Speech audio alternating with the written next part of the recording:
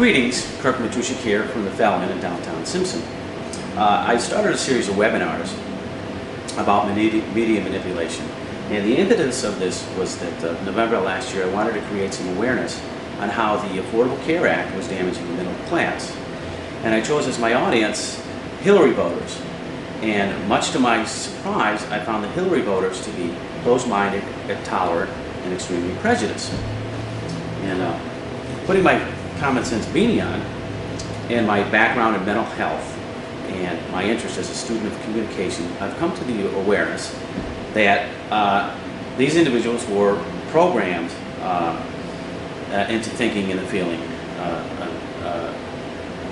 as how they were thinking and feeling. In fact, during that time period, I was threatened with arrest twice in a 24-hour period, simply for speaking about the Affordable Care Act. And my objectives today are to show how Third Reich propaganda, or the techniques they used in Nazi Germany, are being employed by major news sources to control the way we think and feel. Some concepts are propaganda, information especially of a biased nature used to promote or publicize a particular political cause or point of view.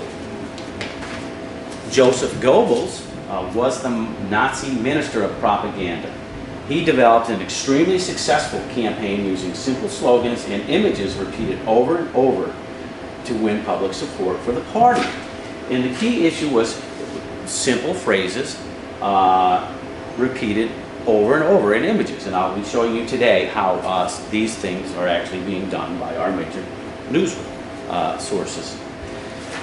Real news is meant to educate and inform.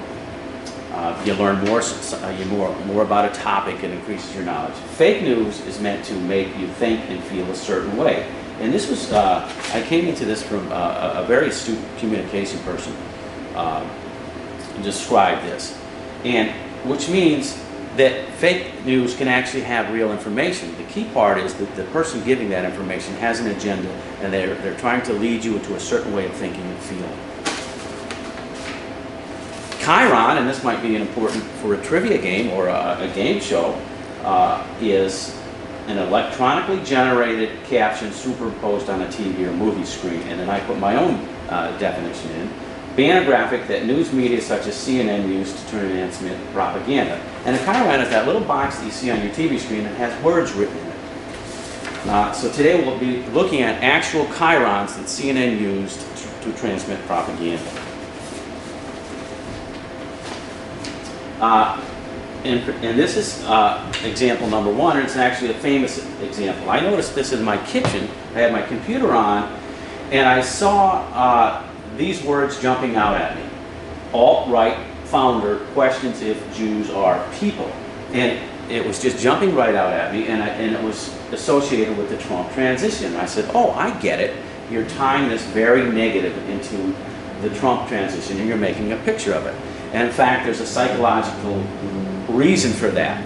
Pavlov was a researcher who did research with dogs. And what he would do is he would ring a bell and he would give that dog a piece of meat. And after several times, all he had to do was ring the bell and that dog would salivate. He conditioned that dog to give a certain response. CNN is doing the same thing. They put these 5 letters up and then they put a negative in here.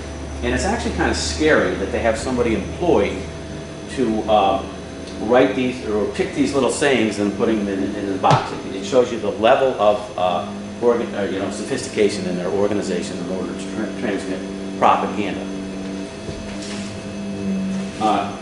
Critical thinking is one of the other objectives is to increase critical thinking. Is careful analysis of the judgment of something. And if we use that here with this saying, you'll see that there's an absence of actual detail. We don't know who the founder is, where the founder is, what context. It's just a negative statement in order to create a negative feeling. So they're using a lot of valuable network space in order not to promote anything, but just to create a negative idea.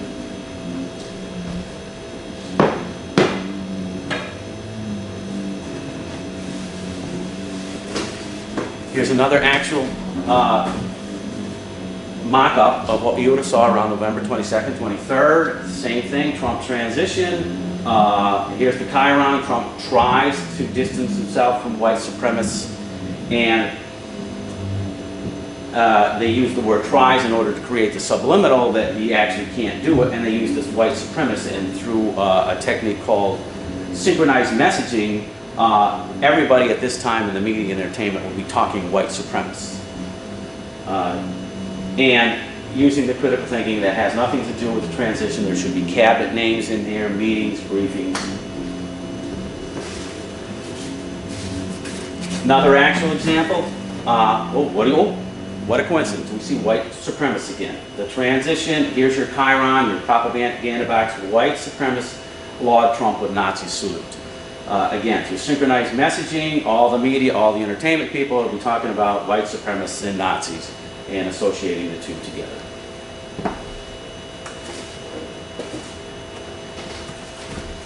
Another actual example around the same time period. Trump transition. Trump does not want to, and it's actually positive, he doesn't want to energize this white supremacist group. Well, that's a good thing. Well, but what they did is they put energize in quotations intentionally, so your eyes would go there, and they make the white supremacists bigger. So what you see is Trump energized white supremacists. Very good Nazi propaganda technique, and hats off to CNN for mastering that. And in terms of other people are noticing the same thing. So my goal is to create more awareness so that we can eliminate tragedy. Unfortunately, we're already behind the curve. Here's a formula that I've developed. Media manipulation minus critical thinking equals reality winner. Well, what am I saying?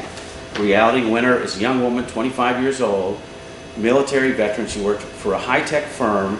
I was making $70,000 a year. Her future was so bright she had to wear shades, is now in jail, accused of a federal offense of leaking top secret information. And she succumbed to this type of programming, and has currently destroyed her career, compromised her gender, compromised her age group, compromised her military career, because she was led to believe and think a certain way, and has devastating consequences. Even more serious is James T. Hodgkinson was a man that was the shooter at the Virginia charity baseball event, where he showed up where the lawmakers were practicing, and he started shooting them. You can actually look at his Facebook pages and his media pages, and he has signings that says, "We have to tax the rich," which is a slogan that he would have heard over and over from that particular political group. And when I open up a tax table, I can automatically see that the wealthy are pay the lion's share of the taxes. So having critical thinking eliminates my desire to pick up a rifle and start shooting people. In summary, our major news people are using repetitive, simple images in order to control and manipulate our thinking.